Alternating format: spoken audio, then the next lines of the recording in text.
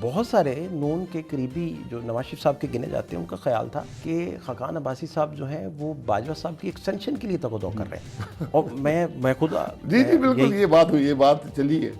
मैं जेल में था, मैंने जेल से उनको, मियाँ साहब को लिखा था, प्राइम मिनिस्टर ने एक्सटेंशन दे दी है, फौज ने कबूल कर ली है, बाजवा साहब की एक्सटेंशन की मुखालफत ना करें, लेकिन कानून की तरमीम ना करें। जो मैंने रुका उनको भेजा था वो पढ़कर सुनाया गया लंदन में कि जो ट्रांजिशन ऑफ पावर हो रही थी फौज में, जो नए चीफ आ रहे थे, वो मामला खुश इसलूबी से हल हो जाए।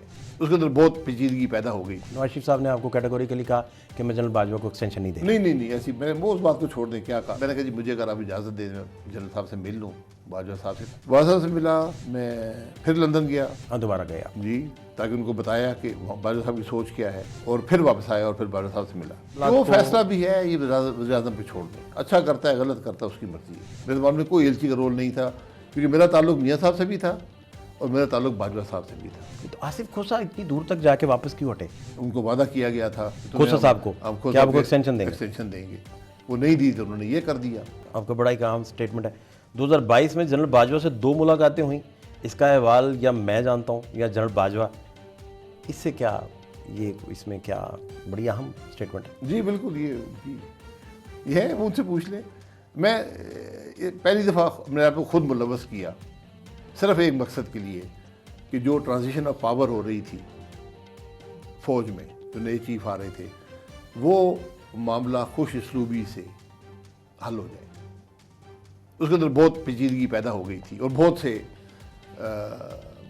उसमें मामला असरअंदाज हो गए थे, जिसका मुझे इल्म हुआ, तो मैंने उसमें एक अपना रोल अदा किया।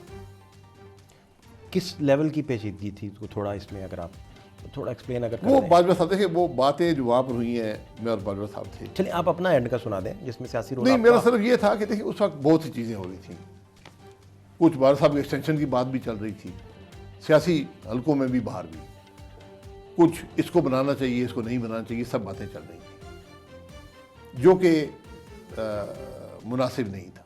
क्योंकि हमें जो पता चला, मतलब आप ये कह लीजिए कि आप तस्दीक कर दीजिए या उसे डिनाई कर दीजिए, हमें ये पता चला कि आप बैरून मुल्क कहीं मौजूद थे, शायद कतर थे या कहीं और थे, तो वहाँ से स्पेशली आप फिर लंदन गए, नवाज शरीफ साहब से मिले, फिर उनको आपने कुछ पैगामात आपने उनसे लिए होंगे या कोई गो हेड नहीं, कोई पैगाम नहीं लिया। मैंने कहा मुझे इजाज़त है। मैंने उनसे एक सवाल किया, उसका जवाब जब उन्होंने दिया तो मैंने कहा मुझे वो वही था जिसको, जो मेरी नॉलेज थी कि ये बात हो रही है, मतलब नवाज शरीफ की तस्दीक कर दी। नवाज शरीफ साहब ने आपको कैटेगोरिकली कहा कि मैं जनरल बाजवा को एक्सटेंशन नहीं दें। नहीं, ऐसी मैंने वो उस बात को छोड़ दें, क्या कहा, जो भी था, मेरे जो शुबा था उसकी तस्दीक उन्होंने कर दी। तो मैंने कहा जी मुझे अगर आप इजाज़त दे दें जनरल साहब से मिल लूँ, बाजवा साहब से, ताकि जो रोल मैं अदा कर सकता हूँ। आपने उस वक्त नवाज शरीफ साहब को बताया कि आपके अपने भाई शहबाज शरीफ जाके जनरल बाजवा को एक्सटेंशन देने की बात कर रहे हैं और एक्सटेंशन देना चाहते हैं? अच्छा, ऐसी कोई बात? मुझे ऐसी किसी बात का इल्म नहीं था, लेकिन मुझे कुछ बातों का इल्म था जो मैंने उनको बयान की और उन्होंने उसकी तस्दीक। ये जो लंदन में आपकी नवाज शरीफ साहब के साथ मुलाकात हुई, ये नवंबर में ही हुई? ये नवंबर था, नवंबर का अभी फर्स्ट वीक ऑफ, 2 हफ्ते रह गए थे, 2 हफ्ते, ये शायद फर्स्ट वीक। और उसके बाद फिर आप बाजवा साहब से भी मिले होंगे? बाजवा साहब से मिला, मैं फिर लंदन गया, दोबारा गया, जी, ताकि उनको बताया कि बाजवा साहब की सोच क्या है, और फिर वापस आया और फिर बाजवा साहब से मिला। तो बहरहाल वो मंजर कशी कर सकते हैं, बात कोई भी ना बताएं, लेकिन नहीं। अच्छा, आपने पहले स्टार्ट में फरमाया कि मैं स्मूथ ट्रांजिशन की हक में था। सिर्फ मैंने बाजवा साहब को ये कहा, मैंने कहा आपकी लेगेसी ये होगी कि ये किस खुश इसलूबी के साथ ये मामला तय पाता है, आपकी अपनी ज़ात, आपका इदारा, मुल्क इससे मुतासिर होगा। मैंने बार बार उनको ये बात कही।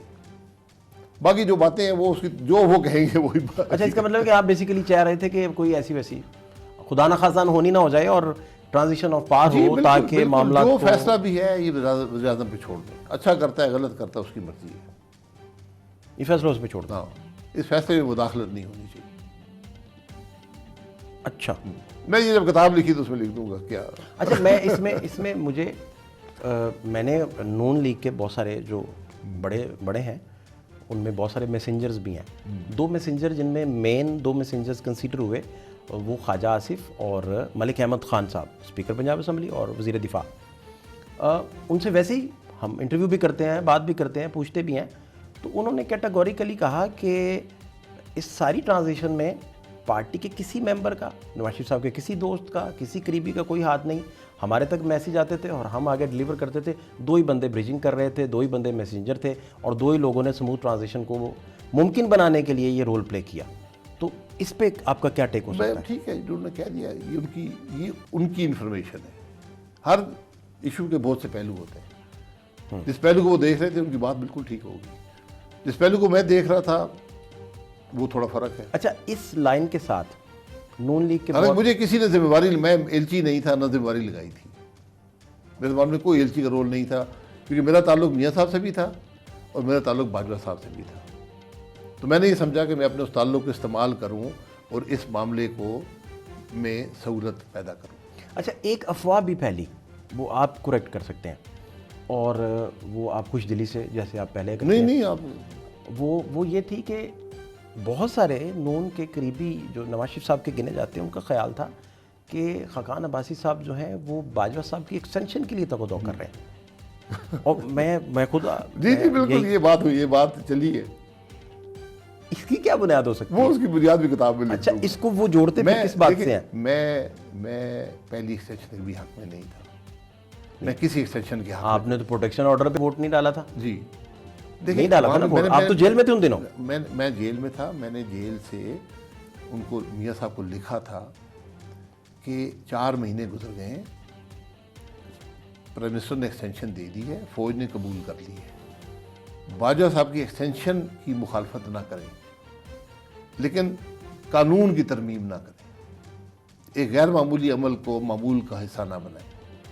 मेरा ये सोच थी। मतलब वो जो उन्होंने कुरान पे हल्फ लिया सारे लोगों से अपने उधर बुला के और कहा जाके वोट जी, डालें, जी। तो आपने कहा ऐसा ना करें। और जो मैंने नहीं, वहाँ पर जो मैंने रुका उनको भेजा था वो पढ़कर सुनाया गया लंदन में। लंदन में। क्या रुका था? प्लीज, मैं किसी को नहीं बताऊंगा, आप मुझे बता दें। मैंने आपको बता दी, ये लिखा था। अच्छा, ये लिखा था कि आप ये ना करें, कि आप बाजवा साहब की एक्सटेंशन होने दें, कानून की हद तक ना जाएं।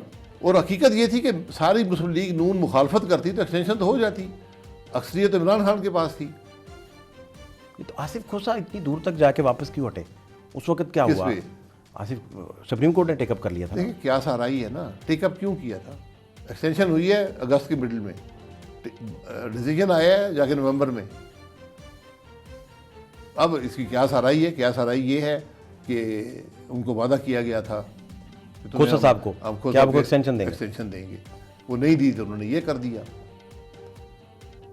दोनों का क्या ताल्लुक था? सो मोटो पावर इस्तेमाल की, किसने शिकायत की थी कि आर्मी चीफ? 4 महीने हो गए। और जिस तरह वो एक्सटेंशन दी गई थी, मैं उस नैब कस्टडी में था, तो एक नैब का अफसर आया, उसने मुझे टेलीफोन दिखाया कि देखें ये खत जारी हो गया। मैंने कहा ये तो बिल्कुल फेक है, इस तरह तो हो ही नहीं सकता कि प्राइम मिनिस्टर के नाम से खत जारी कर रहे हैं आर्मी चीफ के। आपने कहा ये अनहोनी कैसे हो गई? नहीं, इस तरह होता नहीं है। एक समरी आती है डिफेंस मिनिस्ट्री से, उस पर आपसे वो लेता है सेक्रेटरी टू पीएम, आपसे कहता है जी ये समरी आई है, आप डिस्कस करते हैं, डिफेंस मिनिस्टर से करें, डिफेंस सेक्रेटरी से करें, जो भी, या उसको आप अप्रूव कर दें। समरी पे वो होता है, वो उसके लेटर हेड पे नहीं होता कि मैंने फलाने को एक्सटेंशन दे दी है, इस तरह नहीं होता। तो बहरहाल वो मामला जो है ना, उसको रहने देते। तो बिल्कुल, मैं किताब में लिख दूंगा। मैं आपके कुछ स्टेटमेंट्स भी पढ़ रहा था, उसमें आपने कहा कि जनरल बाजवा कभी भी मुझे सुपर बॉस नहीं लगे, वो तो मेरे साथ अच्छे थे, वर्किंग रिलेशनशिप था। फिर किसने दिल आपका दुखा दिया कि आप जो ही वो फेज़ निकला है, इलेक्शन आया, तो आप कभी जेल जा रहे हैं, कभी वो कैद तन्हाई काट रहे हैं? अभी तो मैं मुशर्रफ की जेल पे नहीं गया, मैं तो अभी सिर्फ इसकी बात कर रहा हूँ। मैंने कोई ज़ाती रिलेशनशिप मैंने कभी किसी से मेंटेन नहीं किया। एक वर्किंग रिलेशनशिप था, मैं बाजवा साहब को नहीं जानता था कौन है कौन नहीं है, मेरे ख्याल मेरी मुलाकात भी नहीं थी। मैं प्राइम मिनिस्टर बन गया, पार्टी ने मुझे नॉमिनेट किया, उसके बाद हमने एक वर्किंग रिलेशनशिप कायम की। उन्होंने मुझे इज्जत दी, मैंने उनको इज्जत दी। उस वक़्त जो एस्टेब्लिशमेंट करती है वो करती रही। यहाँ धरना भी हुआ, बलूचिस्तान हुकूमत भी चोरी हो गई, सेनेट का इलेक्शन भी चोरी हो गया, सेनेट के चेयरमैन का इलेक्शन चोरी हो गया, और मैंने बतौर वज़ीर-ए-आज़म कहा कि ये चोरी शुदा इलेक्शन है, मैं सेनेट में नहीं जाऊँगा। मैं नहीं गया, कभी सेनेट नहीं गया। लेकिन इसके साथ अब आप कितनी जंगें लड़ेंगे। लेकिन इसको बतौर प्राइम मिनिस्टर जब आप हैं जी, तो फिर आप कहीं कुछ भी डिफ्यूज़ नहीं कर पा रहे, सब होता जा रहा है। मैंने इग्नोर किया ना। मेरे पास और बहुत बड़ा एजेंडा था जो मैं इम्प्लीमेंट करता रहा। मुझे मेरी जमात ने एजेंडा दिया था, आपने ये काम करना है, मैंने वो सब काम मुकम्मल किए। मैंने आखिरी दिन तक काम किया, तो हमने आईनी तरमीम भी कर दी। तो हम अपना काम करते रहे। आखिरकार जो धरना कराने वाले डेस्परेट हो गए कि अब इसको ख़त्म भी करना है। लेकिन आपकी आईबी तो आपको अपडेट करती होगी कि क्या सिलसिला सारा रिपोर्टिंग। अपडेट की ज़रूरत ही नहीं है। जैसे आपको याद है ना कि मुशाहिद खुद अल्लाह ताला गरीक रहमत फरमाए, मुशाहिदुल्लाह खान साहब कहते थे कि वो एक टेप पकड़ी गई जिसमें उस वक्त के DGI थे, नवाज शरीफ साहब ने बुलवाया, धरने डिफ्यूज़ 2014, इस तरह की। वो देखें, आपको तो पता होगा प्राइम मिनिस्टर के भी क्या होने जा रहा है और क्या हो रहा है बेसिकली। 10 महीने प्राइम मिनिस्टर था, मैंने इन चीज़ों की परवाह नहीं की। इसका मेरी ज़िंदगी में कोई जगह नहीं थी इन चीज़ों की कि मैं किसी को ढूंढता रहता कि ये कौन क्या कर रहा है, क्या कर रहा है। हमारा काम था मुल्क चलाना, मुल्क के मामला चलाना, हम वो चलाते रहे। धरना हो रहा है, ठीक है, बैठे रहे। तकलीफ आखिर उन्हीं को हुई।